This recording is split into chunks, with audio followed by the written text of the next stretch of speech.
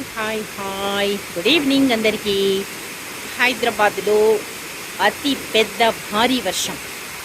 చాలా రోజుల తర్వాత ఇంత పెద్ద వర్షం పడుతోంది.